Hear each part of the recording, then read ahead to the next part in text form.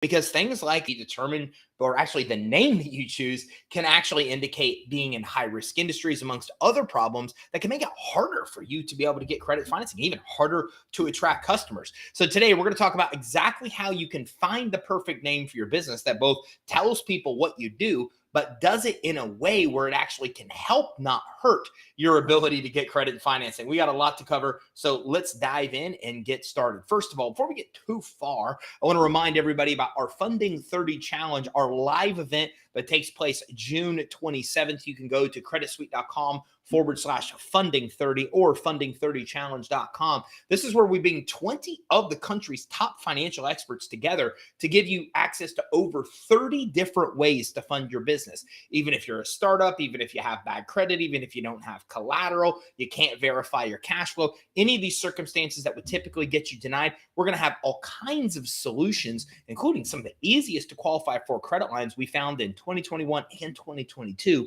all introduced at this event. So make sure you register. It's 100% free to take part. You can go to creditsuite.com/funding30 to be able to register. Okay, so let's talk about the perfect name for your business. First of all, you have to be really careful when you're doing this, because the wrong name, believe it or not, can have consequences. And on the opposite side, the right name can have really big benefits. And this is exactly what goes into the name. You live and die by the name of your business.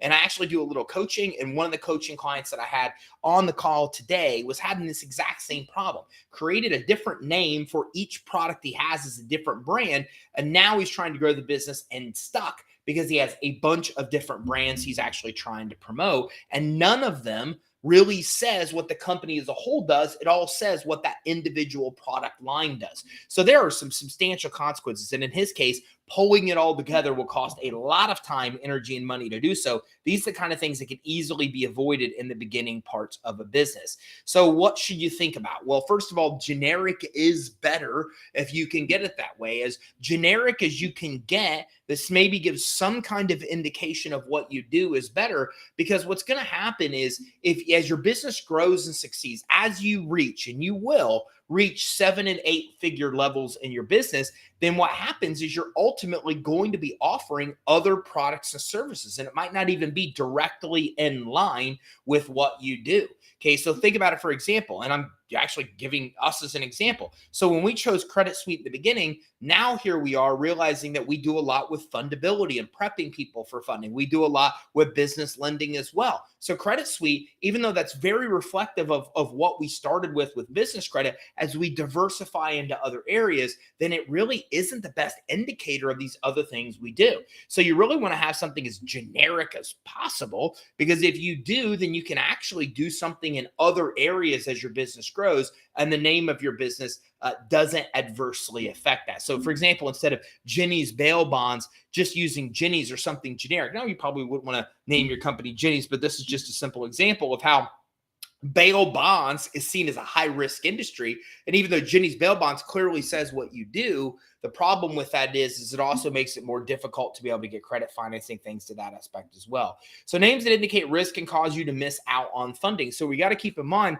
that there are high risk industries. And when we come in here and we look at this and just do a really quick search of high risk NAICS codes, then we can already see that there's a lot of codes here that are already considered to be high risk for one way or the other. By the way, there's many of these different types of risk graphs or lists that are out there, but this just gives you one simple example of certain NAICS codes that are seen as high risk. So what does that mean? It means a lot of things. If you're seen as being in a high-risk industry, it affects your ability to get insurance and the rates and terms you pay on insurance. It affects your ability to get credit cards, to get credit lines, to get loans. It affects your ability to be able to advertise on places like Facebook and Google. It actually affects your risk with the business credit reporting agencies, companies like LexisNexis, the Small Business Financial Exchange, which are other credit reporting agencies, and adversely has consequences there.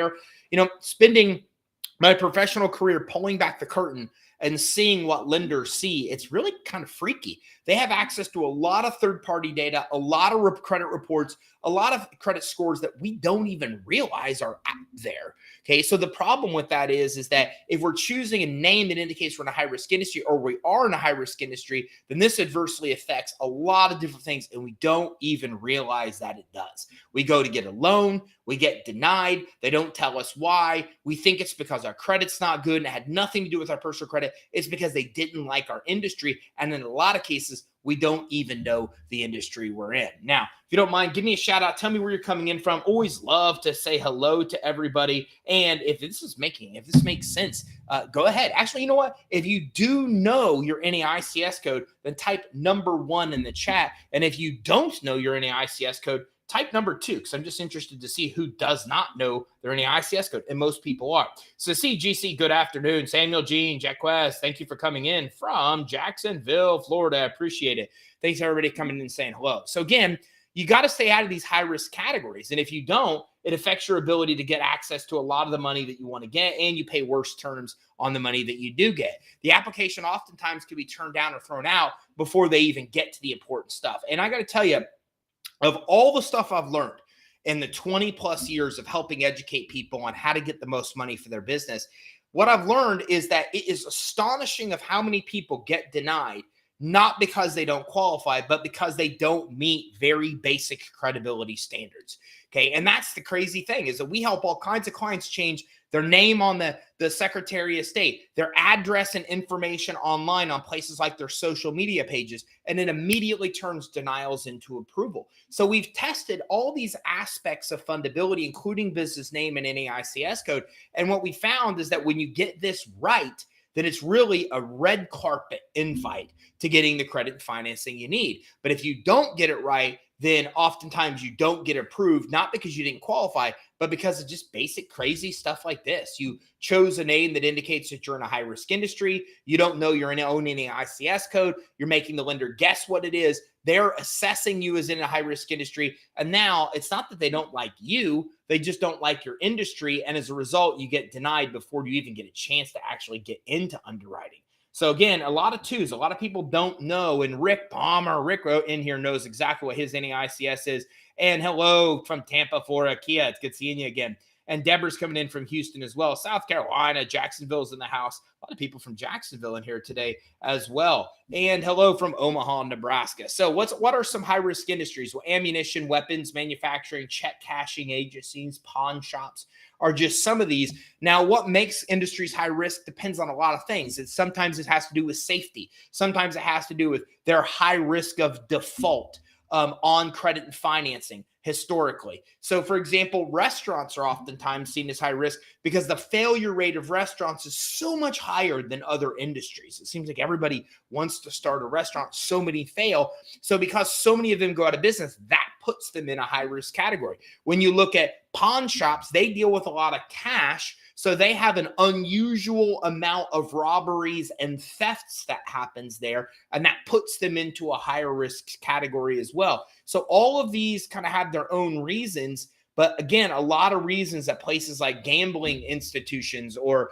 establishments, political campaigns, even finance is high risk. And by the way, the finance category, it affects a lot of us, right? Mortgage brokers, real estate agents, attorneys, financial planners, companies like us that deal with business credit, loan companies. If you're dealing with credit or financing and you're seen as a high risk industry, then you're seen as a high risk industry, and it adversely affects your ability to get all kinds of money. And by the way, this is why you actually have a choice. And what I mean by that is this, is that if you think about it, oftentimes you could be in one or more categories. There's a few NAICS codes you could choose. And this is why you need to choose wisely, because if you look at Credit Suite, for example, right, is that we could fit in 3 categories. We could fit in software because everything we sell is software. It's software that helps business owners improve their fundability, build their business credit, and get financing. We're a software company. But we also could be seen as a finance company because we do so much work with credit and lending. We deal with loans and credit lines and business credit cards. And then we also could be seen as an education company because you're here getting education. We're probably one of, if not the biggest sources in the business financial space of education about how this whole system works. So we can choose between the three. Now, what we choose is we choose to be a software company because in the finance side right here, if we were seen as a finance company, we would automatically put ourselves in a high risk category. It's harder to get merchant accounts, bank accounts. It's harder to be able to get insurance, loans, credit lines. So we don't want that. On the other side, education companies don't have a big multiple if we ever go to exit, sell the business, raise capital, all that kind of stuff. But software's right in the middle. It's not as high, it's seen as high risk for us. It doesn't impede or affect our ability to get insurance, money, etc. And it also gives us the high multiple if we ever go to sell or raise money or whatever it may be. So that's how we make that decision. And you should do the same thing too. Most people I'm seeing here are coming in and don't know what their NAICS code is. When I stand on stages, most don't know it either. I was just in Miami weeks ago, asked this question to the crowd, and there was, maybe 5 people of, I don't even know how many people were there. 600 people literally raised their hands. It was absolutely less than 1% knew it. But yet all these things I talked about are affected by that. So you really need to understand your NAICS. You can go to naics.code.com, find your actual industry code, and then kind of use that to determine what name you have and do that search for high-risk NAICS codes. We even have a blog post that walks you through how to avoid them. Now, you also don't want to be too generic, okay? Without a reasonable expectation of what it is you do or what a customer's experience will be, most customers will just not bother checking your business out in some cases. But if we think about this, right? If we think about Uber, we think about Lyft, we think about Google, okay? So, if you think about these things, even Facebook, their names really are not indicators of what they do. Now we look at Google's big parent company, Alphabet. We look at Facebook's big company, Meta. Okay. So the problem, if you think about it, the biggest companies out there, Honeywell, all these companies, their names don't indicate what they do. Okay. One of the biggest privately owned companies is right here in my backyard in Florida. It's called Publix. Okay. That doesn't indicate what they do. Most of the largest companies out there, Walmart, okay, they don't indicate what the company actually does. So don't think that you have to have an indicator in your name that tells people what you do or they won't work with you. The largest privately and publicly owned companies do just that. Their name does not reflect what they do. So you might want to choose a name, and we tend to default to a name that kind of some kind of indicator of what we do. But in my opinion, it's better, and I say this from experience with the name Credit Suite, it's better to avoid the high risk category and not have a name that says exactly what you do, because many companies have become very successful and large without doing that at all. And Quentin, hello, Charlotte is in the house, Michigan, North Carolina, Memphis is in the house, and Las Vegas, Michael, thank you for coming in, and I'm glad that you know your NAICS. James, and from Atlanta, Samuel Jean he knows his NAICS too. If you know your NAICS, just type 1 in the chat, and if you're not really sure, type 2. I like to get a sampling here so we all can kind of see how many people are actually in high risk industries or know what their NAICS codes are. And Quentin says, I know trucking companies are considered high risk and have the word truck in my business name. I know my NAICS code, however, and we've got a 2 and a 1, and a Puerto Rico's coming in from 2 and saying they don't know. So again, that's the thing, is that if you have an indicator in your name, as we're seeing here with Quentin, and I'm going to pull Quentin's comment up here, then the problem is that you're automatically categorized as high risk when you don't have to be. And the reality is you don't typically need that indicator in your name. So again, it's a trade-off. We fought that battle for many years because we have a high risk indicator in our name. But again, I can tell you life's much easier when you do not have an indicator that you're in a high risk industry in your name.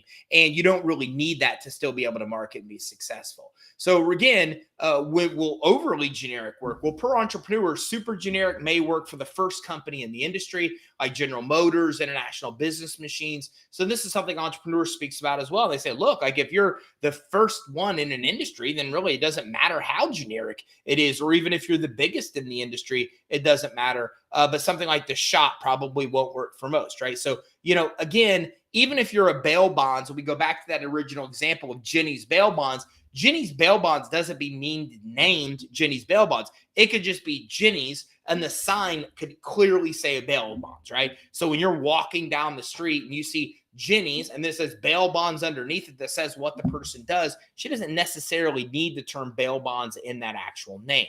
Now, small details can also cause big problems. So remember, fundability is the ability for your business to get funding, and it's affected by many things. Some of them you would never even think about, you never even imagine. So misspelling or inconsistency of names, using a PO box instead of a physical address, not listing your business with 411. But this misspelling or inconsistency of names is a problem. So you want to try to avoid things that have like a number in them, because you don't know if the number's spelled out or the numerical number, right? So if I say funds to you, well, I don't know if it's funds to TO or funds the number 2 YOU, right? So there's a problem with that. Using things like that can create misconsistency or inconsistency or even misspelling of the name is a big problem. It's why you got to make sure the Secretary of State and everywhere that your business is listed online has consistency. There's a difference between Credit Suite and Credit Suite Inc. Okay, so again, you want to make sure that whatever you're putting on application is congruent with everything else. Some people in that example tend to use Credit Suite Inc. on the application because it makes them look better, but then they go out looking for Credit Suite Inc. and they find creditsuite.com, they find Credit Suite's Facebook page, they find Credit Suite with Secretary of State. They can't find Credit Suite Inc. and then they don't know if they're looking at the same company or they're not. They're not even looking if they're looking at a valid company or not. So you've got to be able to have this consistency. The name has to be the same everywhere. And again, do not interchange an ampersand and the word and, okay? So again, this is just the same thing, is you've got to be very consistent. A lot of people try to get around this by DBAs, but the reality is your real name on an application should include your DBA as well. If not, the lender has a hard time figuring out who you even are. This is really hard to believe, but the number one reason that applications get denied is not because you don't qualify. It's because lenders think the application is fraudulent. And if you think about it from their perspective, it makes sense. You apply for a loan. You apply under Credit Suite Inc. They go to Secretary of State and they can't find Credit Suite Inc. All they can find is Credit Suite. So already the lender can't even verify that the business you're applying for exists in the Secretary of State. You don't think anything about it, but that's a big deal. Maybe the name is spelled a little bit differently from what you put on the actual application. So then now we've got a problem.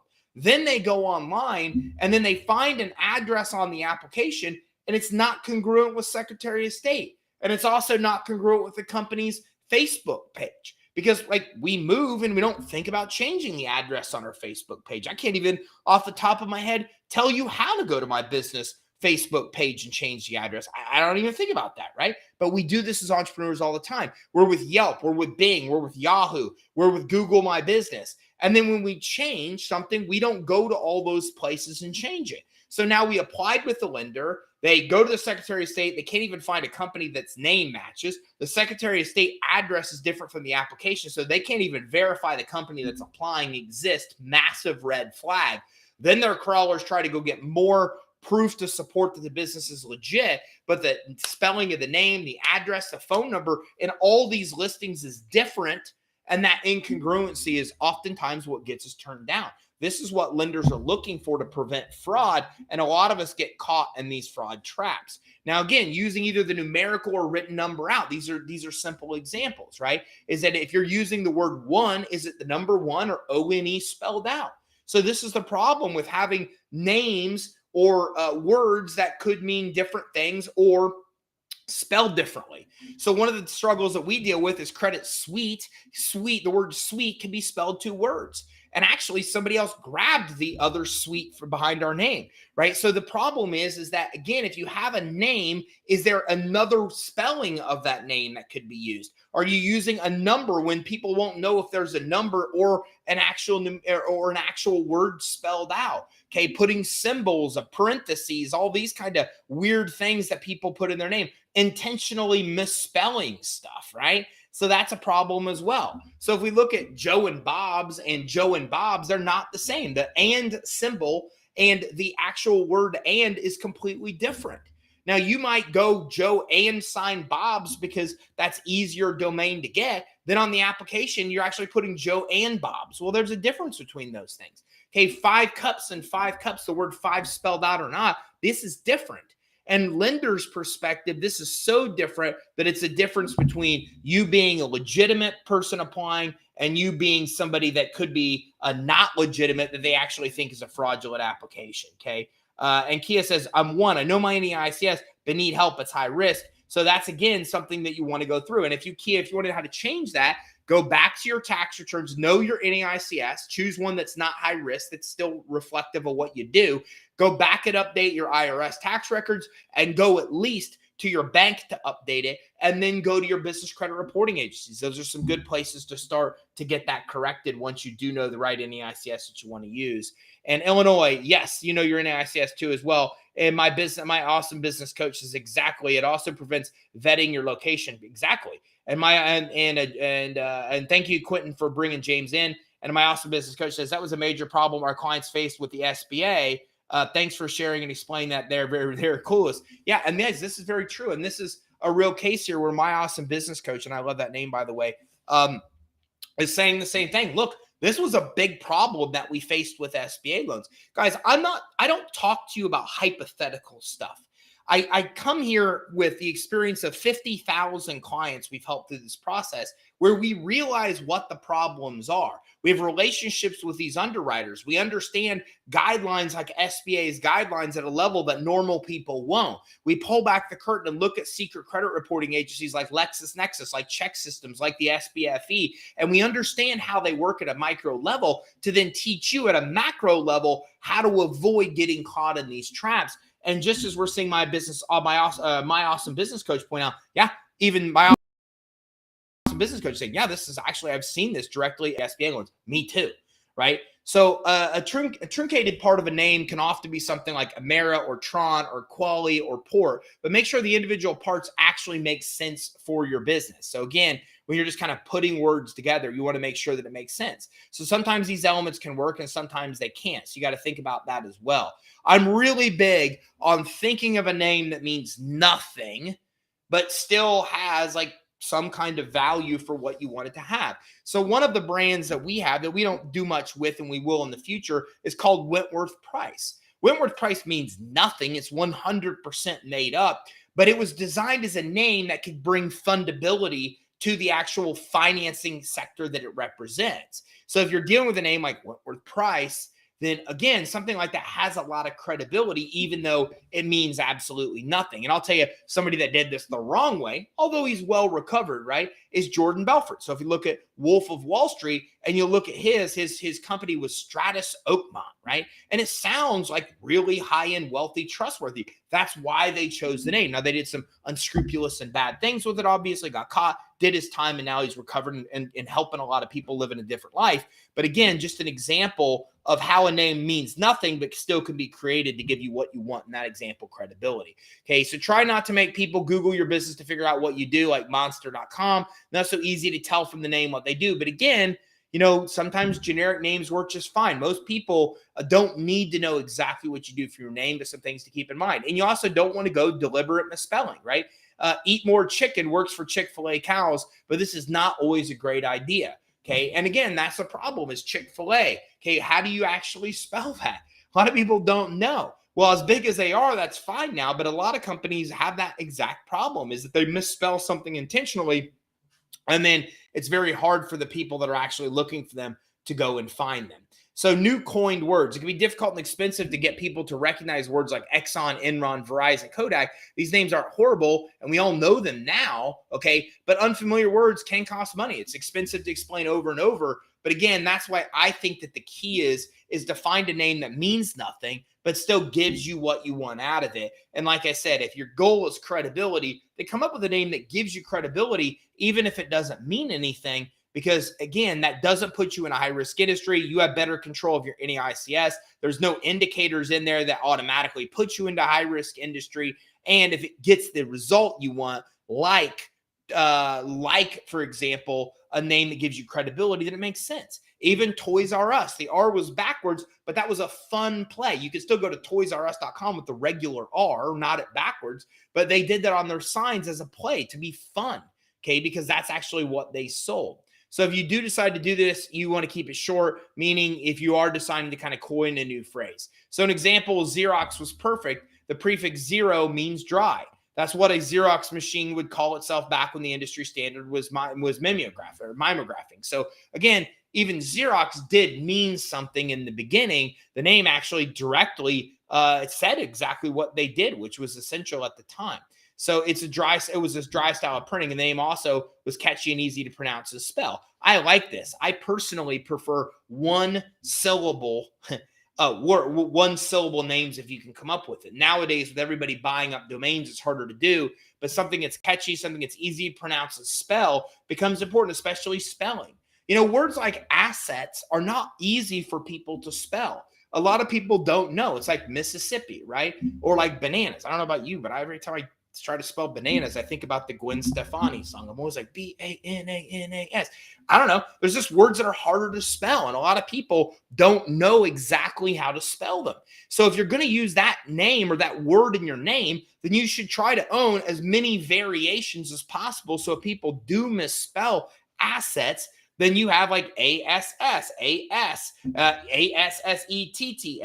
ASSET. You can spell it a bunch of different ways because people will often not know how to spell those terms. And then the last thing you want to do is have somebody have to go to the dictionary to be able to even look at your company name. Now, when it's coming to URLs, you want to consider what the name will look like as URL as well. You'll want it to own the URL.com. That's essential, or you shouldn't choose the name, okay? And make sure to buy domains for like your company stinks and more creative versions, right? So that what I mean by that is that, you want to choose, you want to own your domain plus scam. Own your company name, scam.com, etc., things like that. Because as you get bigger, people are going to try to come after you, and you want to own as many of those negative phrases as possible so you can control that real estate as well. And gee, Christmas, God forbid, you got to own your personalname.com. If you haven't done that, you need to immediately go do it right now. I mean, seriously, like if you need to shut this thing down and go do it, go do it. You have to own your name.com, right? One of the interesting things was in the very beginning election when I remember Donald Trump had got jebbush.com. Jeb Bush didn't even own his own name, jebbush.com. Trump actually got it. And then whenever you went to jebbush.com, it forwarded to Trump's website. Okay, there's so many problems with not owning your name. You want to at least do that as well. So on an individual, on an off topic, you should own your own personal name.com as well. It becomes very important that you do. And my awesome business coach's accuracy is everything on your legal documentation. Very important. Atlanta's in the house. You're totally accurate with this information. I do hope that your audience understands and appreciates its value. Thanks. I appreciate that. Same with Gene Ty. I have 26 reported payments, and I'm getting a hard time to get funding. Why is that? Well, it depends on the type of funding you're going for. Look, the reality is that you've got to make sure your fundability is in line first. And part of what we're talking about today will absolutely help you with that. The second thing that you've got to keep in mind is that business credit helps you get a lot of different kinds of money, but depending on what kind of money you're going to get is going to determine if you're qualified or not. Meaning that financing is usually based on either credit, collateral, or cash flow. And if you're trying to get cash flow based financing but have problems with your cash flow and it doesn't look good because you have NSFs, overdrawing your account, negative ending bank balances, that affects your ability to get that funding. So you can definitely give us a call. Our number's at the bottom of this, and we can actually walk through, do a finance assessment for you, and we can talk to you more about exactly what criteria you need to meet fundability-wise to get approved and all the funding you can qualify for right now. So URL mistakes, try to get .net or US, sometimes .org, okay, if it's appropriate. You don't have to get every one of them. Now there's so many of these that you don't, but you at least want to get the basics, .com, .net, and .org, or competitors come in and do that. And by the way, as you get bigger, it's just the lay of the land. It's just the lay of the land. It's interesting because we were really one of the first educators in the business credit space. Nowadays, I see all kinds of overnight gurus, and sometimes it creates some frustration because they directly steal our content. And I actually am watching a webinar right now, literally, that is that exact same thing. I'm honored that they follow us and they actually, watch what we're doing, but then they literally steal our exact language and then use it to create competing products. Creates some frustration. This happens as you get bigger, right? So they're definitely going to be competitors. You have to know that. It's why you want to own those other variations of your URL. You want to try to protect it so no one will be able to kind of spoof your URL. Also, again, numbers, try to avoid those in your name and in your URL because people don't know if the number's misspelled or spelled out or the number's just by itself. And for a longer number, you probably don't need to do this, but 901 Brothers Moving won't have to also buy that domain, right? Because 901 probably is not spelled out, 901brothers.com. But again, if I owned 901 Brothers Moving, I would own 901brothersmoving.com. I wouldn't own all variations with number and with it spelled out. And you can also probably take 20 as your cutoff. So if both versions have 20 flavors, but must just numerical version of 21 cupcakes. So again, the bottom line is if you have a number in your name or in your URL, you should own the name spelled out and the actual word and the number itself as well. Okay. Yes, I appreciate you all coming in. Copyright. My business coach is doing the exact same thing right now. And that's exactly what we're in. It is a lengthy process. But as you do get bigger, you do need to actually have copyrights. You need to actually come in and be able to get your stuff copyrighted so people don't do that. And now we've had to literally develop a process that we go through because so many people steal our content, which, by the way, the crazy thing is if you're a partner, like in selling with us, you can use all that stuff for the purpose of selling business credit financing. We do all the work. So there's really no reason to do it another way. But as you get bigger, I'm just saying that it will happen. So it's something to keep in mind. So to recap, your business name matters a lot. Okay. It affects your ability to get credit, financing. It affects your ability to get insurance, amongst many other things. It's got to be consistent. It can't indicate that you're in high risk. If it does, you're going to run into problems. If you got value from this training, make sure you like and subscribe and check out creditsuite.com/toolbox for hundreds of dollars of free tools you can get for free just by sharing. Do not forget to go to funding30challenge.com. Funding30challenge.com is 100% free, taking place a week from this coming Monday. So we're about a week and a half away. And this is over 20 of the country's top financial experts getting together to go over 30 different ways plus to get funding. We're going to decode business credit. We're going to decode fundability. We're going to come in with all kinds of ways to get financing, including some really easy to qualify for credit lines. And all you have to do is just, participate. It's 100% free to take part. It's worth about $1,000, but you have access at absolutely no cost. All you have to do is go to funding30challenge.com to register for free. And if you got value from this training, like and subscribe. And don't forget, give us a call for a free finance assessment. We'll do a name research with you and walk through the best options there. We'll do a fundability check for you as well. We'll get your business credit reports, review them with you at no cost. We'll even do a finance assessment to help you get financing and talk to you about all the funding you can get. It's 100% free. All you have to do is give us a call at 877-600-2487, 877-600-2487. So thanks for tuning in. Look forward to seeing you on our next trading, although I won't see you for a little while here because I'm gone next week with my kids for vacation. Then next week I come back, I will be hosting the Funding 30 Challenge. So if you want one of the coolest events where people get together to help each other get funding, and we bring in all the experts for free to help you get grants and crowdfunding and all these different options, then go to funding30challenge.com. I'll be hosting that all week next week, and then I'll be back on our lives the week after. But I will have some really good representation in my place while I'm hosting the challenge. So I hope to see you at funding30challenge.com. Thanks for tuning in. Have a great day.